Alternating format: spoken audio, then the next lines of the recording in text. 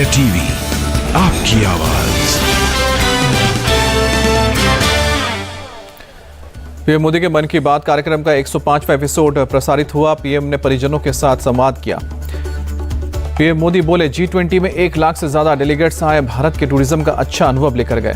PM बोले G20 से देश की युवा शक्ति जुड़ी। 26 सितंबर को होने जा रहे G20 यूनिवर्सिटी कनेक्ट में कार्यक्रम में शामिल होंगे।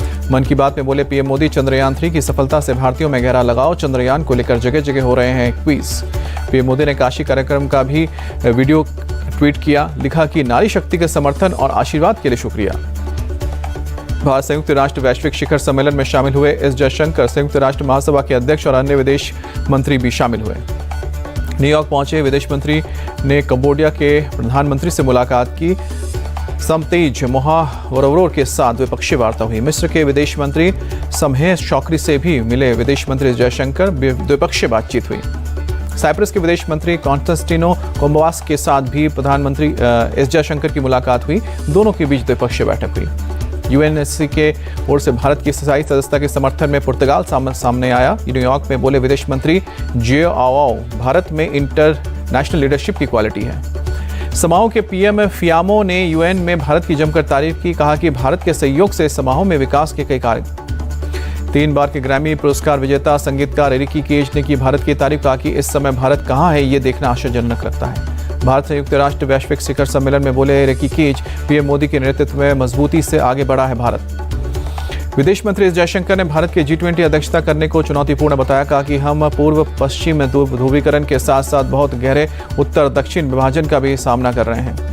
एस जयशंकर ने कहा कि G20 शिखर सम्मेलन में बहुत से लोग थे आश्चर्यचकित। मुझे नहीं लगता है कि उन्हें इसकी पूरी उम्मीद थी। विदेश मंत्री ने कहा कि कुछ ऐसे लोगों का समूह होगा जो अभी भी सोच रहा होगा कि ये कैसे हुआ। कई लोगों ने इस बात की सराहना भी की। SFJ चीफ पन्नों की प्रॉपर्टी जब्त होने के बाद एक्शन में NIA। दूसरे देशों में भगोड़े खालिस्तानियों की भारत में प्रॉपर्टी जब्त करने की तैयारी। UK, US, Canada, Dubai, Pakistan सहित दूसरे देशों से एंटी इंडिया प्रोपेगेंडा चला रहे खालिस्तानी 19 भगोड़े खालिस्तानियों की लिस्ट तैयार।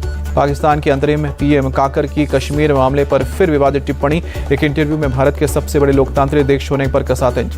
गृह मंत्री शाह आज बार काउंसिल ऑफ इंडिया की ओर से आयोजित अधिवक्ता सम्मेलन को करेंगे संबोधित। समापन सत्र में करेंगे शिरकत। One nation one election committee की पहली बैठक। गृह मंत्री अमित शाह, गुलाम नबी आजाद हुए शामिल। स्वच्छता ही सेवा को लेकर बोले केंद्रीय मंत्री गजेंद्र सिंह शेखावत। कहा कि हम देश की 10% से ज्यादा आबादी को इसमें जोड़ने में सफल होंगे। गजेंद्र सिंह शेखावत ने कहा कि पीएम मोदी के नेतृत्व में 75% गांव OGF प्लस की श्रेणी में आए हैं।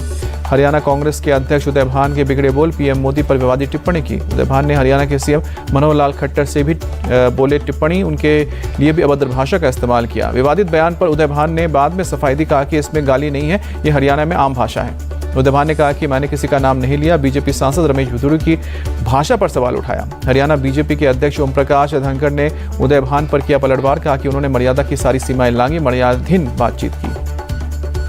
उदय भान के बयान पर बोले बीजेपी प्रवक्ता सुधांशु त्रिवेदी, राजनीति में निम्रता की पराकाष्ठा। पूछा कांग्रेस क्या वाकई इस पर कार्रवाई करेगी। कांग्रेस नेता उदय भान के बयान पर बोली शिवसेना सांसद प्रियंका चतुर्वेदी, किसी के निजी जीवन पर टिप्पणी करने का अधिकार किसी को नहीं है। प्रियंका चतुर्वेदी ने कहा कि जिसने भी ऐसा किया उसे इसके लिए माफी मांगनी चाहिए। सांसद रमेश बिधूड़ी की टिप्पणी पर हरियाणा के पूर्व CM भूपेंद्र सिंह हुड्डा का बयान। कहा कि यह निंदनीय है, कुछ गरिमाएं रखी जाती हैं। भूपेंद्र सिंह हुड्डा ने कहा कि कुछ चीजों का उल्लंघन किसी को नहीं करना चाहिए। बीजेपी सांसद निशिकांत दुबे ने रमेश बिधूड़ी के मामले में BSP सांसद दानिश अली पर भी गंभीर आरोप लगाया। स्पीकर से बिधूड़ी के खिलाफ एकतरफा कार्रवाई न करने को कहा। निशिकांत दुबे ने लोकसभा अध्यक्ष को चिट्ठी लिखी। रमेश बिधूड़ी वाले मामले में एक जांच कमेटी बनाने की मांग की। दानिश अली की तरफ से की गई टिप्पणियों पर भी कार्रवाई करने की मांग की। निशिकांत दुबे ने कहा कि रमेश बिधूड़ी ने जो कहा वो ठीक नहीं था, लेकिन ये समझना होगा कि बिधूड़ी ने किन परिस्थितियों में ऐसी भाषा की। निशिकांत दुबे ने लगाया आरोप। कहा कि दानिश अली ने लगातार बिधूड़ी के भाषण के दौरान अवरोध पैदा किया। PM के खिलाफ गलत बयानी भी की। BSP सांसद दानिश अली का बीजेपी पर प्रहार। कहा कि 48 घंटे के बाद भी ढंग का आरोप नहीं लगा पाए। BSP सांसद ने कहा कि दानिश अली अभी इतना नहीं गिरा है कि वो प्रधानमंत्री के बारे में ऐसी कोई टिप्पणी करें। बीजेपी RSS में दी जाती है झूठ को सच बनाने की ट्रेनिंग। झूठ को 10 बार बोलो तो बन जाता है सच। कांग्रेस के सांसद मनीष तिवारी ने रमेश बिधूड़ी को बताया बीजेपी का परफेक्ट मैन। जर्मनी के परफेक्ट जर्मन मैन का उदाहरण दिया। शिवसेना सांसद संजय राउत ने उठाया सवाल, पूछा विधुड़ी पर अब तक कार्रवाई क्यों नहीं। जेडीयू नेता राजीव रंजन की मांग, रमेश विधुड़ी को पार्टी से निकाले बीजेपी, उनकी संसद की सदस्यता भी रद्द करे। 25 सितंबर को भोपाल में बीजेपी कार्यकर्ताओं का होगा महाकुंभ, पीएम मोदी लेंगे हिस्सा। एमपी के शहडोल में 3 अक्टूबर को लाडली बहना सम्मेलन, सीएम शिवराज योजना की किस्त करेंगे जारी। सम्मेलन को संबोधित करेंगे सीएम शिवराज सिंह। लाडली बहना योजना की किस्त अब 1500 कर सकती है। कमलनाथ ने ट्वीट करके बीजेपी पर हमला बोला, लिखा कि बीजेपी नेताओं में निराशा और हताश का वातावरण, उनके चेहरे पर हार स्वीकारने का भाव। राजस्थान विधानसभा चुनाव के लिए कांग्रेस का वॉर रूम तैयार, शशिकांत सेंथिल को चेयरमैन, 3 नेताओं को बनाया गया को chairman. SP chief Akhilesh Yadav का बयान, इंडी अलायंस का उद्देश्य लोकतंत्र को बचाना, सीट का मसला मिलकर तय करेंगे। अलायंस में सीट शेयरिंग पर बोले अखिलेश, सपा सीट मांग नहीं है बल्कि सीट दे रही है। जेडीयू नेता महेश्वर हजारी का बड़ा खुलासा, इंडिया अलायंस में पीएम कैंडिडेट के तौर पर नीतीश के नाम पर सहमति बनी। संजय राउत का आरोप, नया संसद भवन मेगा शो, अंदर जाते समय ऐतिहासिक इमारत जैसा नहीं करते महसूस। जेडीएस कर्नाटक के उपाध्यक्ष सैयद सैफुल्ला ने छोड़ी पार्टी, बोले कि बीजेपी के सांप्रदायिक एजेंडे के साथ गई है पार्टी। प्रियंका चतुर्वेदी ने उमा भारती पर कसा तंज, कहा कि उमा भारती ने महिला बिल में पहले की थी ओबीसी कोटा की बात, डांट पड़ने पर लिया यू टर्न। देहरादून में पूर्व सीएम हरीश रावत ने विरोध प्रदर्शन किया, आपदा प्रभावित किसानों के लिए मुआवजे की मांग की। हरीश रावत ने कहा कि 2014 में मिलता था 8000 का मुआवजा, अब मिलना चाहिए कम से कम 10,000 रुपए। भुवनेश्वर पहुंचे केंद्रीय मंत्री धर्मेंद्र प्रधान, प्रख्यात ओडिसी प्लेबैक गायक प्रणव पटनायक से मुलाकात की। राजमुंद्री जेल में बंद चंद्रबाबू नायडू समर्थन में आईटी कर्मचारियों का चलो राजमुंद्री आह्वान, तेलंगाना बॉर्डर पर आंध्र पुलिस कर रही है चेकिंग।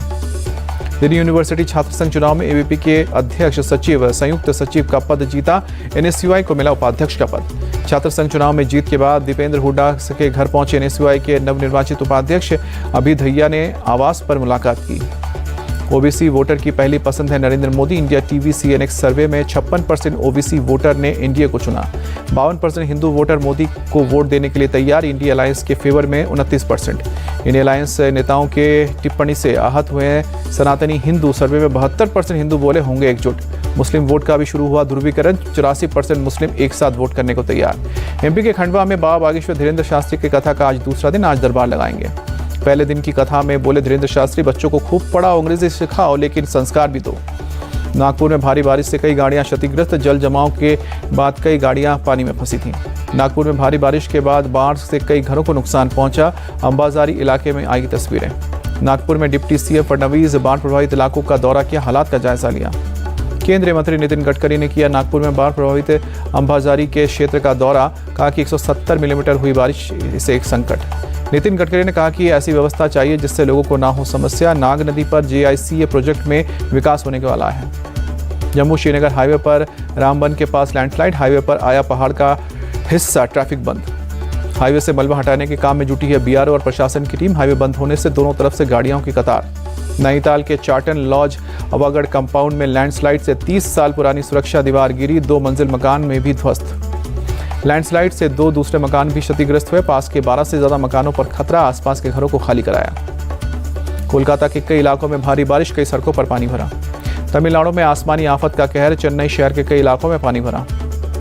गृह मंत्री अमित शाह ने लालबाग के बप्पा के दर्शन किए, सीएम शिंदे और देवेंद्र फडणवीस भी मौजूद थे। गुजरात के सूरत में भगवान गणेश की मूर्ति बनी, आकर्षण का केंद्र, हीरे सोने और चांदी के आभूषणों से सजाया गया।